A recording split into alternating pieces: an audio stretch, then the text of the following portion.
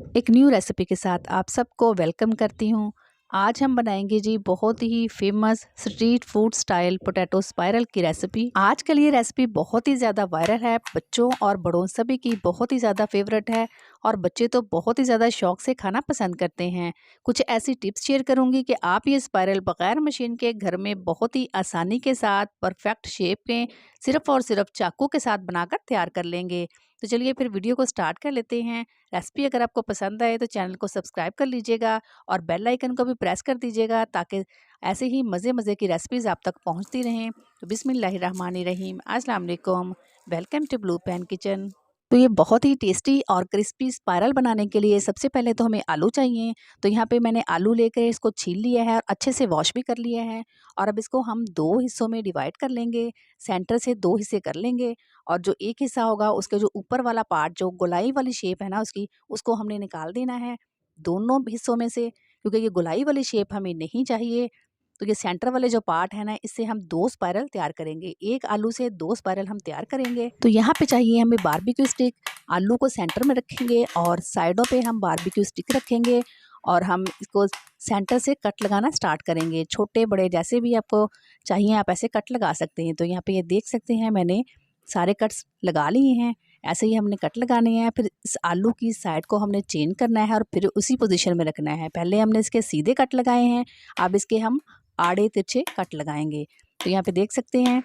तो स्टिक जो है वो आपने लाजमी यूज़ करनी है। अगर आप स्टिक यूज़ नहीं करेंगे तो आलू जो है वो नीचे तक कट जाएगा, तो फिर आपके स्पाइरल जो है ठीक से नहीं बन सकेंगे। तो आपने ऐसे स्टिक यूज़ करके इसको बनाना है। इससे स्टिक यूज़ करने से ये होगा कि आलू जो है वो अंदर तक नहीं कटेगा, बस जहाँ तक स्टिक होगी वहाँ तक ही कटेगा। तो यहाँ पे आप देख सकते हैं स्पाइरल बनकर तैयार हो चुका है और इसके अंदर लचक देखिए कितनी आ चुकी है। हम इसको खींच के बड़ा भी कर सकते हैं। तो आप यहाँ पे इसकी कटिंग देख सकते हैं, बहुत ही खूबसूरत और बहुत ही ब्यूटीफुल लग रहा है। और देखिए कैसे इसके अंदर लचक आ गई है आलू के अंदर, कि हम इसको खींच के बड़ा भी कर सकते हैं। तो अब इसके अंदर हम ये जो बारबेक्यू स्टिक है वो इसके अंदर डालेंगे। तो एक तरफ से हम डालेंगे और इसको जैसे हम स्क्रू टाइट करते हैं ना, ऐसे ही हम इसको घुमाते जाएंगे और इसके अंदर पुश करते जाएंगे आलू के अंदर। ऐसे ही हमने स्टिक को घुमाते हुए आलू के अंदर अच्छे से पुश कर लेनी है, बस अगले किनारे तक हमने इसको निकाल देना है। तो यहाँ पे देख सकते हैं कि अच्छे से जो स्टिक है वो अंदर चली गई है। अब इसको हम एंटी क्लॉकवाइज घुमाएंगे। पहले हमने क्लॉकवाइज घुमाया था, अब इसको एंटी क्लॉकवाइज घुमा के हम आलू को नीचे की तरफ खींचते जाएंगे। तो इसके जो लच्छे जो हैं वो खुलते जाएंगे। तो यहाँ पे देखिए आप बहुत ही बेहतरीन सा स्पाइरल जो है वो तैयार हो चुका है। तो ये देखिए ज़बरदस्त, बहुत ही ज़बरदस्त स्पाइरल हमारा बनकर तैयार हो चुका है। बहुत ही आसान है इसको बनाना और बहुत ही डिफरेंट सी रेसिपी है। बस कुछ टेक्निक्स यूज़ करनी होंगी आपको और उस टेक्निक्स को यूज़ करते हुए बहुत ही ज़बरदस्त तरीके से आप भी पहली ही दफ़ा में स्पाइरल जो है बहुत ही परफेक्ट बनाकर तैयार कर लेंगे। तो ऐसे ही मैं सारे स्पाइरल जो है बना लूँगी। तो ये देखिए स्पाइरल जो है मैंने बनाकर पानी के अंदर डिप करके रख दिए थे। अब मैंने दोबारा से इसका पानी चेंज किया है, क्योंकि इसके अंदर जो है काफ़ी सारा स्टार्च आ चुका था। तो अब भी से हम इसको वॉश कर लेंगे और वॉश करने के बाद हम इसको निकाल के अच्छे से ड्रेन करके इसको सुखा लेंगे। तो अब एक डिश के अंदर हम लेंगे 1 कप के करीब कॉर्नफ्लोर का। अगर आपके पास कॉर्नफ्लोर नहीं है तो आप इसकी जगह मैदा भी यूज़ कर सकते हैं या फिर चावल का आटा भी यूज़ कर सकते हैं। बस हल्की सी हमने इसके ऊपर कोटिंग करनी है, बहुत ज़्यादा भर भर के नहीं लगाना। आलू बहुत ज़्यादा गीला नहीं होना चाहिए, वरना इसके ऊपर बहुत ज़्यादा चिपक जाएगा और फिर ये साफ़ भी नहीं होगा। हल्का हल्का इसके ऊपर लगा के हल्के से इसको मसाज करेंगे तो ये इसके अंदर तक चला जाएगा और बाकी जो एक्स्ट्रा होगा वो हम इसको झाड़ देंगे।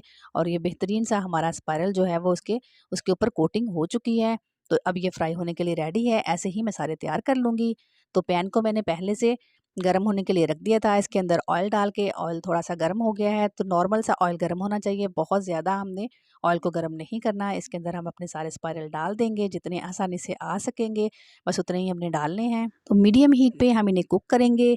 जब एक तरफ से ये क्रिस्पी हो जाए, थोड़ा सा कलर आ जाए, तो इसकी साइड चेंज कर देंगे और फिर दूसरी तरफ से भी इनको कुक कर लेंगे, अच्छे से फ्राई कर लेंगे क्रिस्पी होने तक। ये आप पे डिपेंड करता है कि आपने इसको कैसा फ्राई करना है। अगर आपको क्रिस्पी नहीं करना चाहते तो आप इसको जल्दी निकाल लें, अगर क्रिस्पी करना चाहते हैं तो थोड़ा टाइम ज़्यादा लगा लें।